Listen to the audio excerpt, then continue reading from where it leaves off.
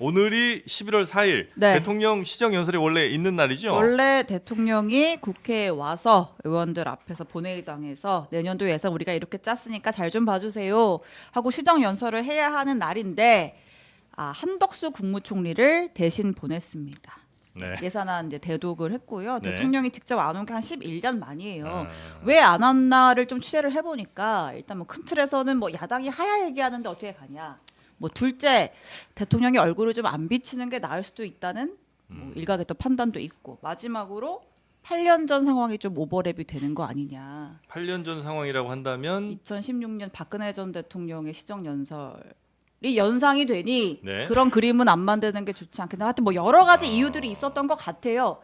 그래서 그때 시정연설하고 개헌 얘기 꺼내고 예. JTBC 단독 뉴스 태블릿이 나가고 나오고 오늘 저녁 때 이제 뭐가 나올 예정인가요? 폭풍 원래? 전야가 있었는데 네. 아무튼 이제 여러 가지를 복합적으로 고려를 해서 네. 불참을 한 것 같고 사실 그 전에 지난주 목요일에 그 윤석열 대통령의 육성이 담긴 명태균 씨의 녹취가 지금 굉장히 큰 파장인 거잖아요. 네네네. 금요일에 운영회가 있었죠. 거기서 대통령실의 입장이 나왔습니다. 아. 그 녹취에 대한 네. 정진석 비서실장 이야기를 듣고 약간 좀 이어갈게요. 놀랐습니다 저는. 예, 들어보시죠. 네.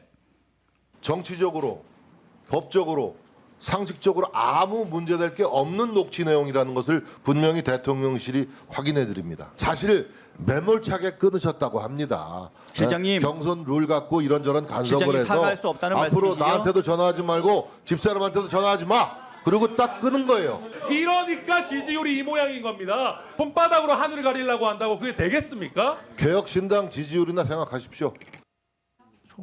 네, 정진석 실장.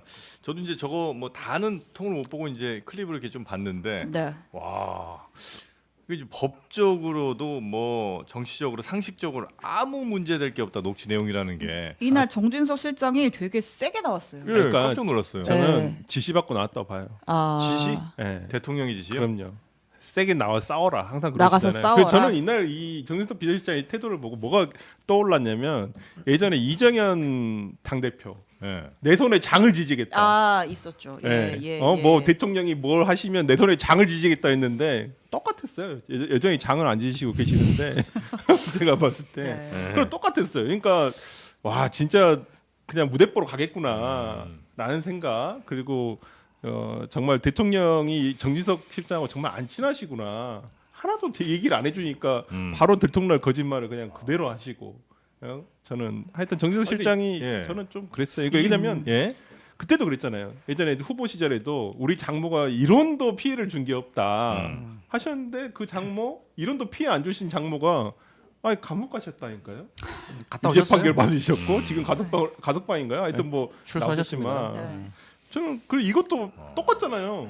근데 그때는 그나마 이게 네. 뭐가 나온 게 없는 상황에서 그렇게 주장했다가 나중에 뭐가 나오니까 이제 이렇게 된 건데 이 상황은 나온 게 지금 많잖아요.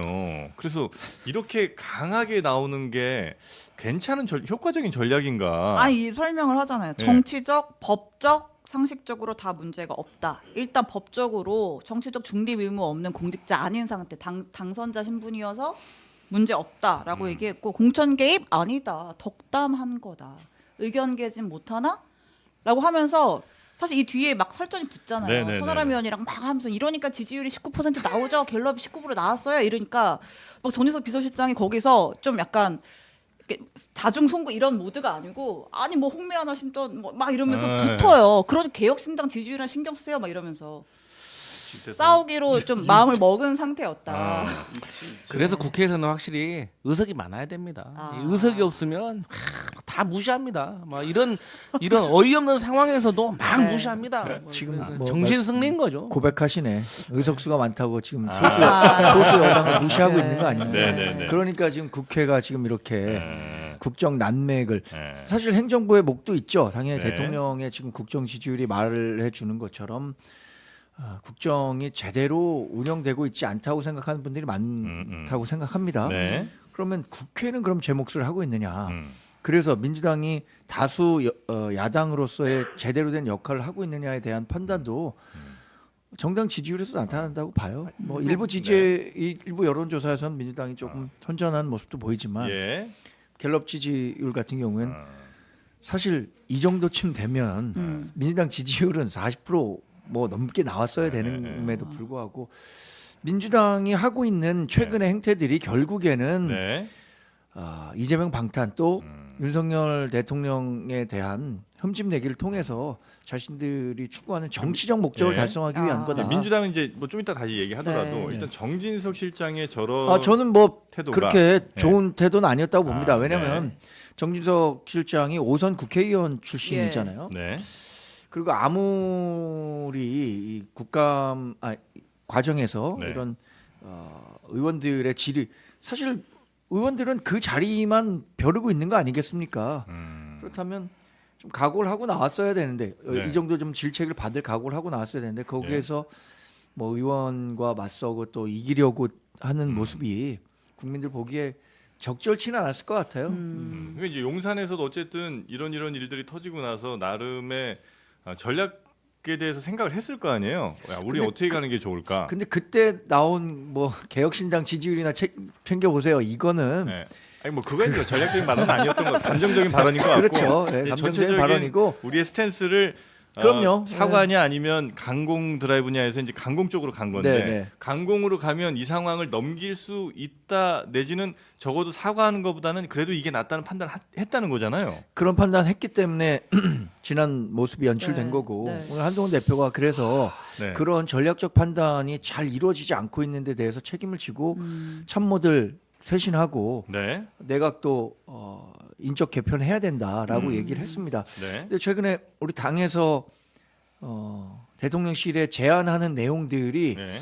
대부분 받아들여지지 않고 있어서 좀 안타깝습니다. 이번에 분명히 저 한동훈 대표도 진정성을 갖고 지금의 상황이 계속 이어진다면 네. 대통령실의 국정 운영 방향이 아무리 좋다고 하더라도 그 방향대로 갈 수가 없는 상황에 이르렀거든요. 네. 그럼 질문. 오늘 한동훈 대표 최고의 워딩 뭐 사과 요구한 건 조금 이따가 이제 디테일하게 볼 텐데, 그러니까 주말 동안 한동훈 대표가 침묵을 하면서 용산한테 이것저것 좀 물어봤다라는 거 아니에요? 네네. 도대체 우리가 진위 확인이 돼야 이거를 대응을 대응을 할 거 하지. 아니냐, 좀 예. 얘기를 해달라라고 했는데 용산의 반응이 없었다라는 거고, 그래서 지금 목금토일 침묵하는 한동훈 대표가 이제 오늘 공개 사과를 요구한 건데, 네. 대통령실의 그럼 입장은 일단 정진석 비서실장이 입을 빌려봤을 때 이게 뭐가 문제냐? 아무 문제 없는 녹취다. 따라서 사과할 일 아니다.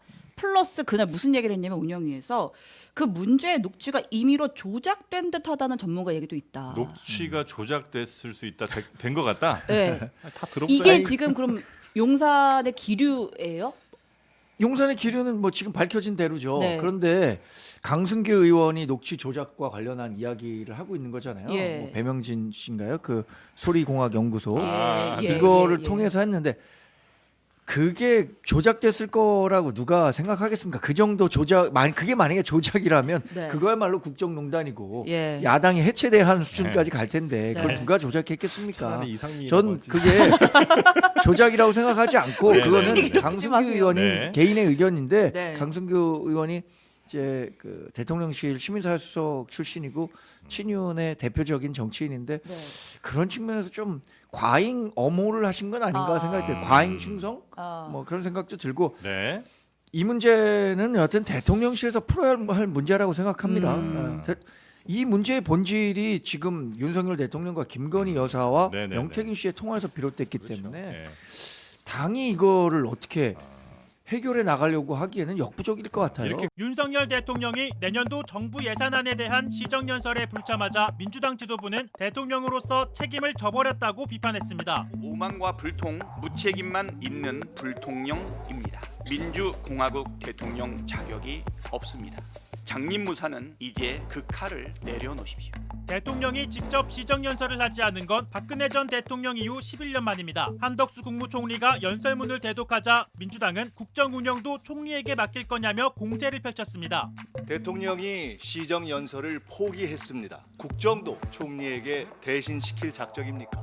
김건희 여사와 명태균 씨가 주고받은 카카오톡 메시지 속 대화를 겨냥한 듯한 표현으로도 비판에 가세했습니다. 술 먹고 힘들다고 안 나와도 되는 자리가 아닙니다. 야당이 무섭다, 싫다, 삐져서 내빼는 자리도 아닙니다. 시정연설마저 노쇼하겠다는 윤석열 대통령의 모습은 영락없이 철없는 우리 오빠 그 자체입니다. 국민 보기 부끄럽습니다. 제발 철 좀 드십시오. 조국 혁신당 대표는 윤 대통령이 민의를 대변하는 국회의원을 만날 용기가 없는 겁쟁이라고 주장했습니다. 국회 개원식에도 오지 않았습니다. 국민의 대표자를 만날 용기조차 없는 쫄보입니다. 대통령의 시정연설 참석을 물밑에서 요청한 것으로 전해진 한동훈 국민의힘 대표는 윤 대통령의 불참에 대해 아쉽다고 생각한다고 밝혔습니다.